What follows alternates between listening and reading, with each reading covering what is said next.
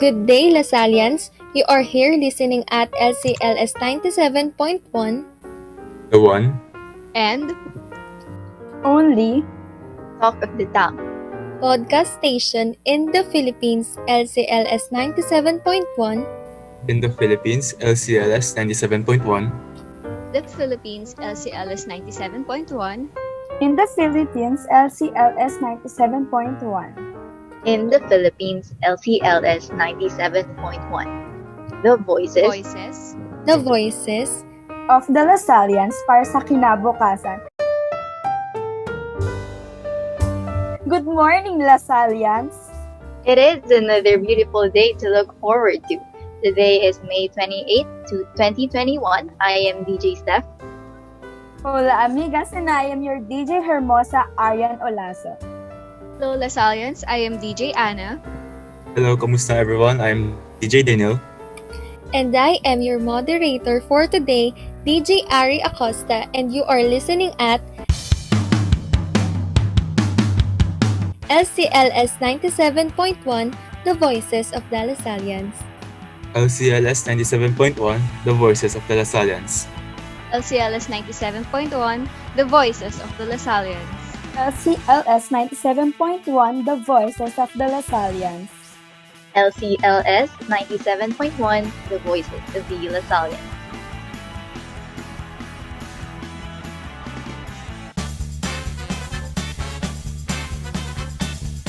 Time check. It is already 7 a.m. in the morning. For today, our podcast theme is A Journey of Lasallians in the Epidemic. Lasallians, how have you been coping so far during this pandemic? Oh, DJ Ari, while reminding me of that, I'm so far so good. I have strengthened my relationships with other people and specifically apply faith to others. I also have more time to self-reflect. DJ Anna, how about you? I'm sure you have a lot to share. Actually, same DJ Arian.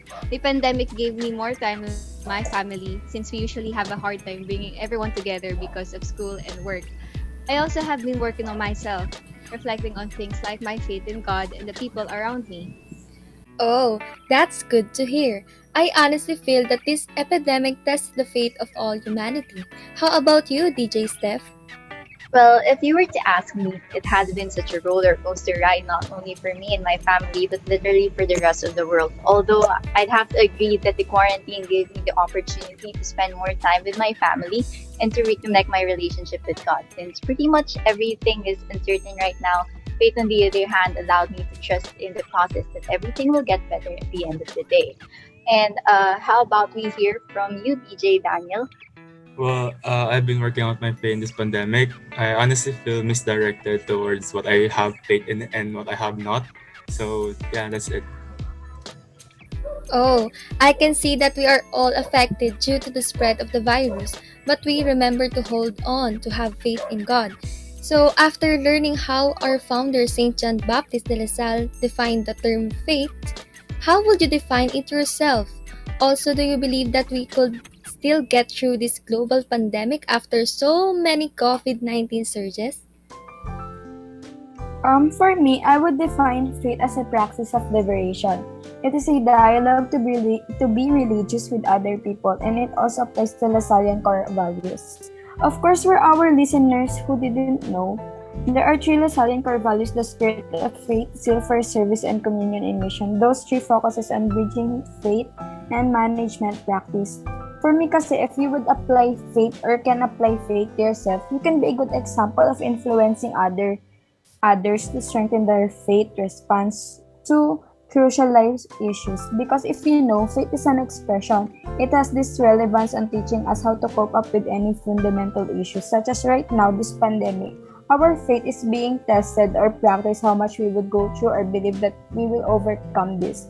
So for answering the question of our today's episode, moderator DJ Ari, yes, I believe that we would overcome this pandemic despite of the circumstances. LCLS 97.1. How about we hear from our DJ Anna? Personally, the word faith is very powerful. This believing in something intangible, and seeing the world with the eyes of faith means that you believe in something that is beyond what we encounter physically.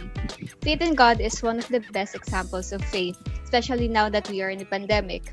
During the early months of the lockdown, everyone was scared because they don't know what to do dahil hindi naman tayo familiar sa COVID-19. And what kept people going is their faith. They know that God is there for them to guide them and protect them. And even with the COVID-19 surges, I believe that we can overcome this pandemic. We see how other countries have come through, and with a little faith and good governance, I believe we can too. In addition with what you said, I honestly believe that the point of practicing our faith is allowing other people to make us feel lucky. However, life can be rough, which is why we allow others to hurt us and be in pain. And the zeal of service for LaSalle means to provide charitable services for our community, especially for the poor. How will you define it, DJ Steph and Daniel? Also, what kind of services do you think you are favorable and needed by our community, and how can you help? Okay, so I'll be going first. Well, as you have mentioned, LaSalle's zeal for service is really inclined to giving back to the marginalized. But if I were to give my own definition of what zeal for service is, in a kind of general manner, I guess it will be the concept of ripple effect. So the ripple effect basically occurs when an initial disturbance from the inside flows outwards, creating like this expanding movement, right? So what I'm basically trying to say here is that zeal for service is our automatic response to the belief we uphold to the point that it urges us to do something to foster the same belief, or placing it in the Lasallian context, our faith itself. I think it really boils down that it is an active expression of our faith that compels us in giving back to the less fortunate without expecting anything in return. And as an answer to the question what services would be relevant and needed now amidst the health crisis, would be of course still mass testing, along with the vaccine rollout and projects aimed to support affected families. Since we're already talking about this ripple effect, we have actually the community pantries here, from a single individual setting up a small town on Maginhawa Street, offering free food, driven by the phrase, magbigay ayon sa kakayahan, kumuha batay sa pangangailangan. It literally spread like wildfire, with so many following the steps of his goodwill. Even as students, we can basically participate in causes like this by donating, may it be virtually or in kind goods. And last but not least, by making it less harder for our frontliners by not going out when unnecessary. Share ko lang, but kasi last year, while the virus was still fairly new, our family had to receive this kind of disheartening news that everyone was positive with COVID-19. It's not really only the virus that you're fighting. You also need to cope up with anxieties and loneliness from being separated from your loved ones and all that. But thankfully, we were able to overcome it naman with even our faith renewed. So what I'm trying to say is that if we can lessen the chance of getting the virus, you're not only doing a favor for yourself, but for your family and the rest of the community as well. That's for me. Well, I definitely agree to that. What a wonderful insight, and thank you for your personal note. However, I believe that service is something beyond helping our community or other people. I think it is something that is very fulfilling, and it gives you a sense of belongingness and happiness when you are able to be part of someone's or something's development. In reference to that, I believe that the community pantry, like Stephanie said, is something very timely for us today. And I really believe in the spirit of bayanihan amongst the Filipinos, especially in these trying times. On another note, though, on a personal note, I personally think that simply donating to one of those pantries, or even better, making our own community pantry, would be a lot of help, especially to our community. How about Ari? How do you think? I suddenly remember a saying that I always bring wherever I go, and that is, life is full of happiness and tears. Therefore, we should be strong and have faith. Recently, a family member died due to COVID-19 and old age, and before he died, he made sure to help other people. He donated to community pantries because he believed that service and communion goes together, and also having faith with God. The hour of communion seems to be very timely, and we've already studied the Lasallian definition of it. In your opinion, guys, how can unity be used in solving our current situation with the COVID-19 virus? LCLS 97.1. I'm DJ Ari Acosta, and you're listening to my opinion. First and foremost, I honestly think that before everyone can be unified, each individual must have compassion and respect for themselves and the whole society. As the epidemic continues to spread, I've realized that compassion and respect are intangible attitudes that will eventually lead to national unity, which is a powerful weapon to fight against the virus. Imagine the world if everyone adopted these attitudes. We might create a good environment, we might create a good place where everyone is kind and non judgmental because we are all united in compassion and respect.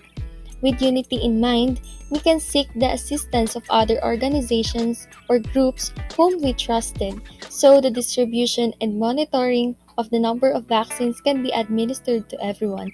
I think in that way, we will be able to combat COVID-19. How about you, DJ Aryan?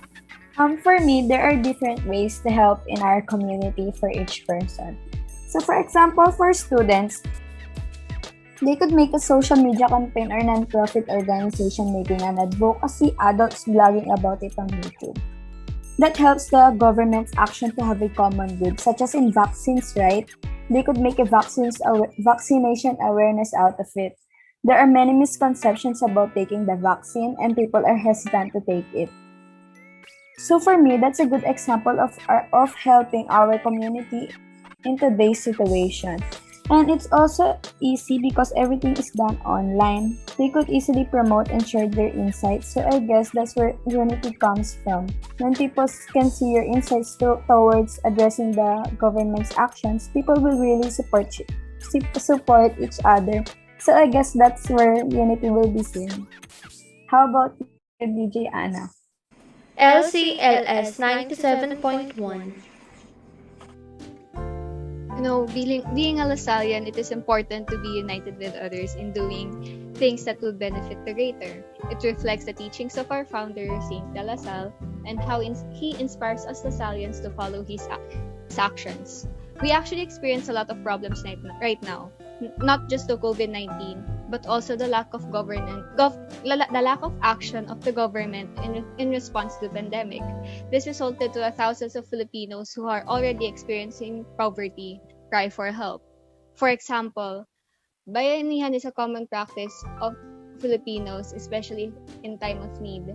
That is why community pantries have spread all over the country in order to help those who are having a hard time coping with the pandemic. And through the unity and initiative of those who have the means to help, we can somehow ease the problems people face every day. How about you, DJ Steph? You know what? I really do agree with what the rest had mentioned.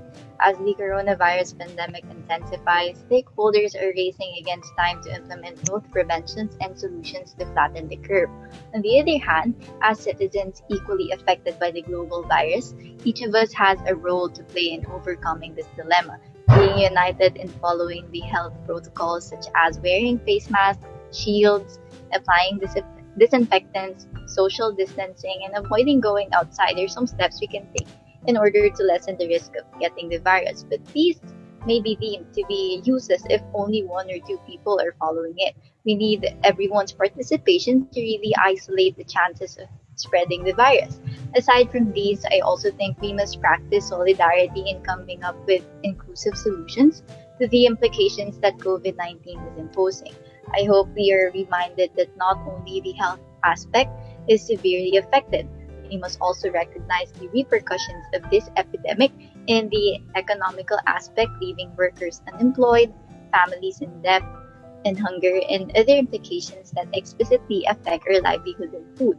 To further add, more than ever, I think global solidarity in keeping developing countries like the Philippines and deprived of access to vaccines, equipment, and all of that is really important. To embrace the new normal in the contemporary world is to collectively move forward without leaving anyone behind. And that's my insight. And how about you, DJ Daniel? LCLS 97.1. Well, definitely yes. I believe that the spirit of unity is really among us. And if you've recently heard what the president of China, Xi Jinping, announced in his national broadcast, he said that China has already donated like millions of vaccines worldwide free of charge. And as someone who's in like living in a Chinese community or from a Chinese race, I really am noticing how different people of different races are helping one another and uniting as one. And with this, I believe that when different communities unite as one, like one community as a whole, everyone can transcend through this pandemic in no time. That's my insight. To add, every day there are news reports about what is going on in the world about in remember the India other than the virus, and it has gotten to the point that you wish you could be oblivious to it despite the fact that it is right in front of your eyes. However, I think as people of the nation and members of society, we must actively participate and be involved, be concerned as we become aware of the reality. And that concludes our today's episode. Once again, good day, Lasallians. You are here listening at LCLS 97.1, The one. And Only Talk of the town. podcast station with a theme entitled A Journey of Lasallians in the Epidemic. In the Philippines, LCLS 97.1. In the Philippines, LCLS 97.1. in the Philippines, LCLS 97.1. in the Philippines, LCLS 97.1. In the Philippines, LCLS 97.1. The The voices voices The The voices. Voices Of the Lasallians para sa kinabukasan.